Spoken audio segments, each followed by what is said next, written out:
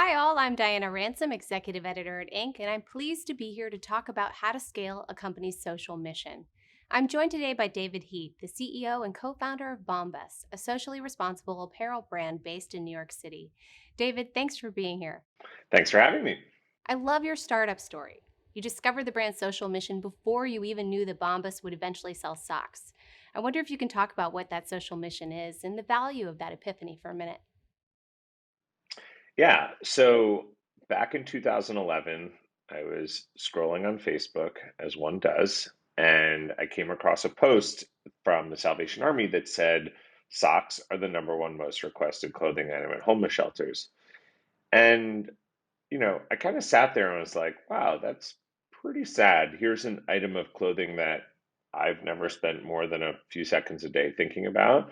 And yet, this is an item that's perceived as a luxury good for over 650,000 people living here in the US.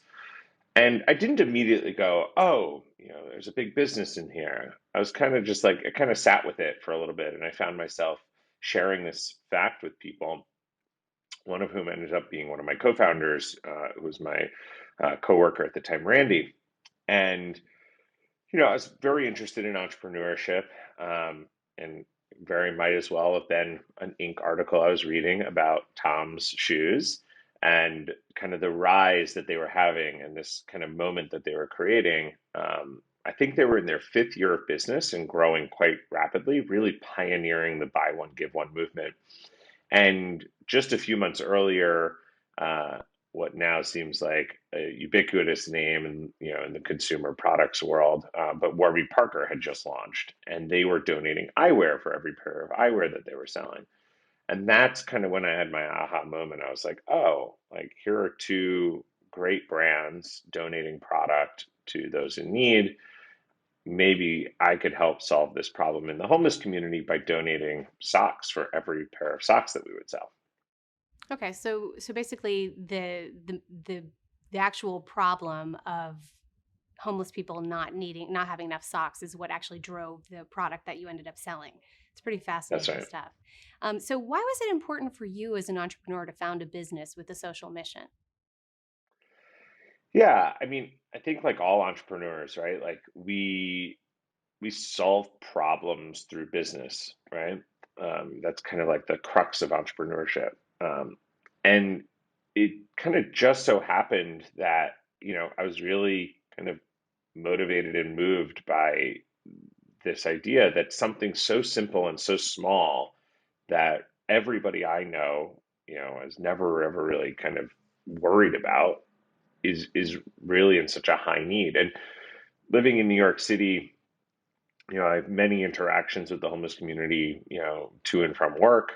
And so I started carrying around socks in my backpack just to kind of validate the idea and also to kind of understand the impact. And with every interaction I had where I would hand a pair of socks to somebody who was otherwise asking for anything, money, food, whatever, the response was always the same, which was like, "How did you know? Like, this is exactly what I needed," or "Oh my God, socks! Yes, I love a pair." And kind of all of those incremental moments really validated for me, like, oh, like this, while seemingly a small item, could actually be really meaningful and have a large impact on someone's day, who might not have access to, such a simple item of clothing like a pair of socks. Did you feel that the concept resonated with people like right away, or I mean, I don't know. I'm thinking of investors, consumers. Did you sort of test market the idea at all? Yeah, so, you know, we we launched on Indiegogo, right? It was like really important for me from more of the entrepreneurial business side to, prove the concept, right? Develop the minimum viable product, get out into market. This was also 2013, so like pre the last 10 years where everybody with an idea and, written on the back of a napkin could go raise 3 million bucks. We were kind of at the forefront of uh, technology VC investors getting into consumer, right? There weren't a lot of consumer brands. The only one I can really think of was Bonobos, that was a direct to consumer brand, out raising capital. And so for us, I kind of like took my Babson entrepreneurial education of just like get out there, get the product, market fit, understand what the customer is looking for. And so a big part of our journey was launch on Indiegogo because here it's a digital platform that the audience is used to consuming kind of a 2 to 3 minute video concept. And I was like, good, this is a great canvas for which us to tell our story without us having to invest a ton of money into building a website or ordering a bunch of product.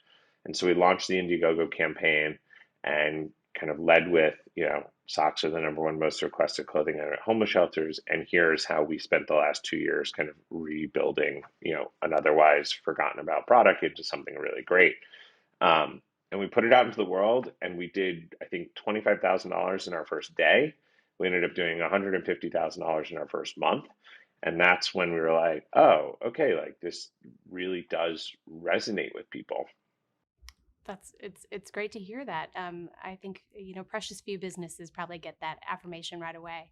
And now that the business has grown, has your company's purpose also transformed over the years?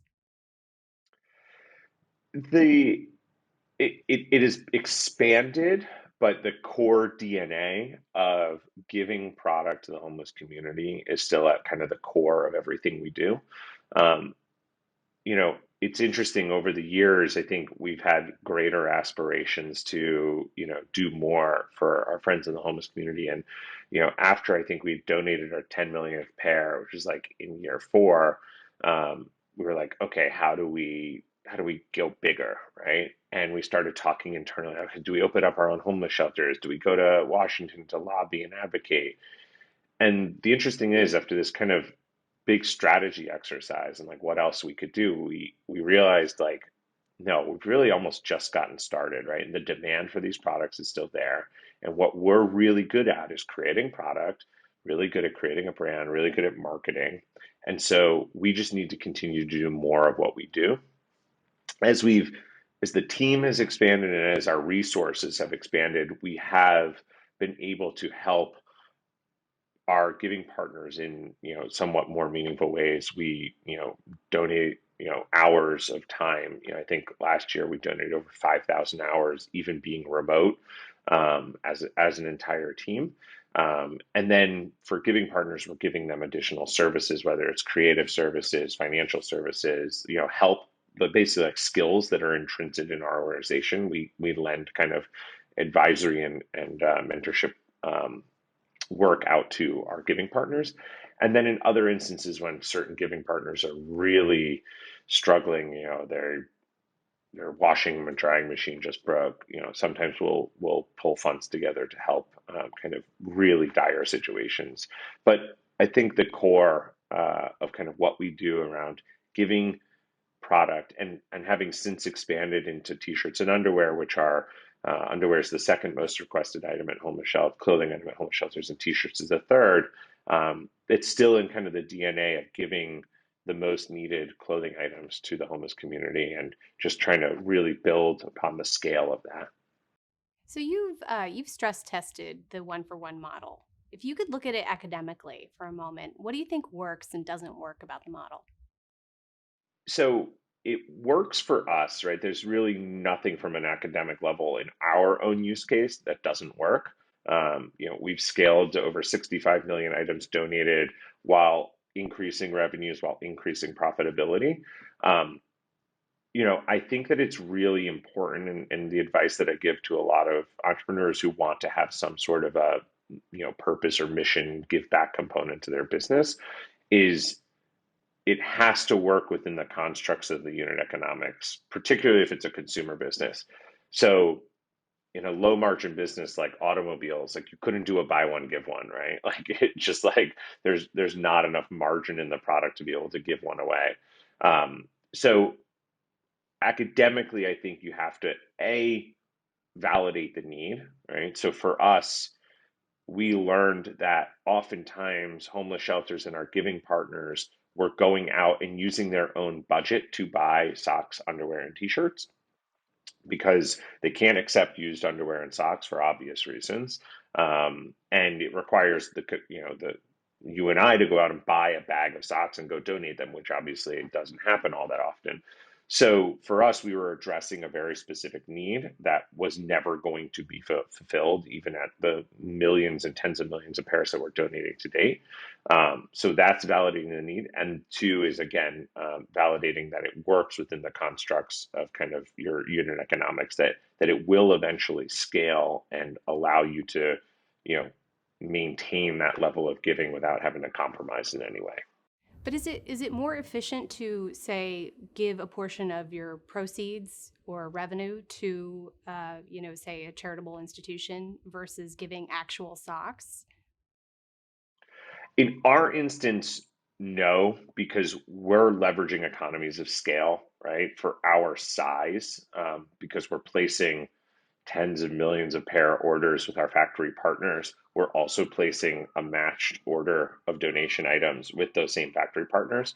So because we're placing really, really large volume, the combination of the two, we're getting maximized unit economics, which is driving the cost down of our donation items and driving the cost down of our sale items as well. In other instances, that might work.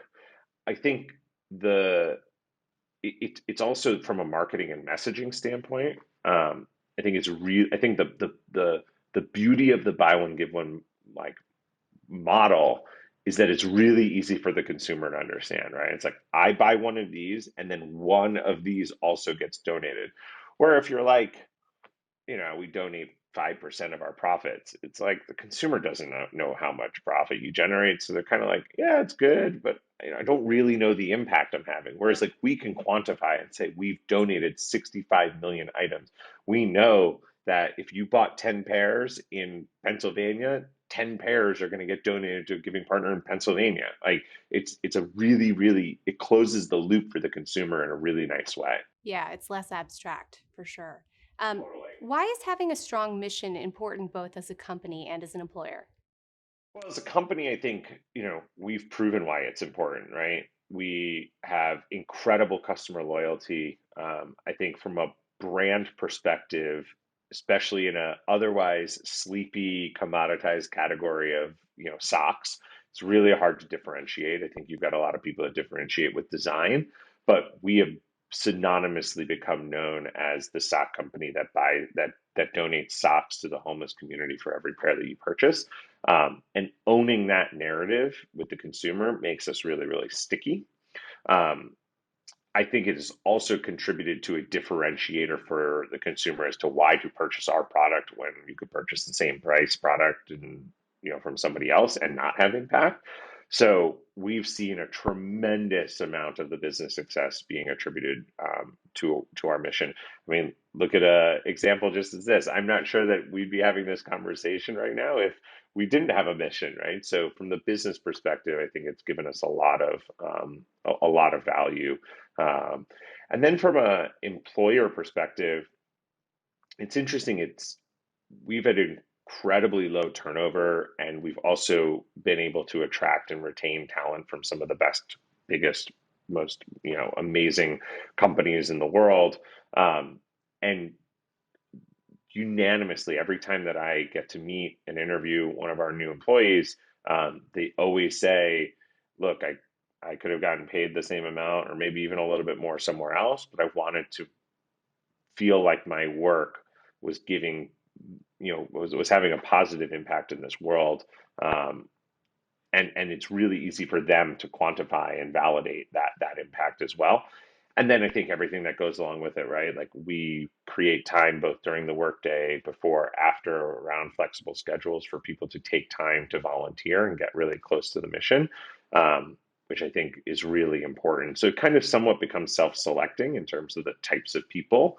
And then as a result of that, you've now aggregated a bunch of people who care and you put them all in the same office, and it's no wonder that they all really like working together because they find that they have the same values, which is really kind of the basis for every relationship, right? Like whether it's a partner, a friend, like we choose to hang out and spend time with the people who emulate the same values that we have. We've just done it in kind of a really large and meaningful way in an organization, which I think is pretty unique and special. Awesome. Well, thank you so much for sharing the virtuous circle with us today, and you've given us a lot to think about. So I appreciate your time, David. Thank you.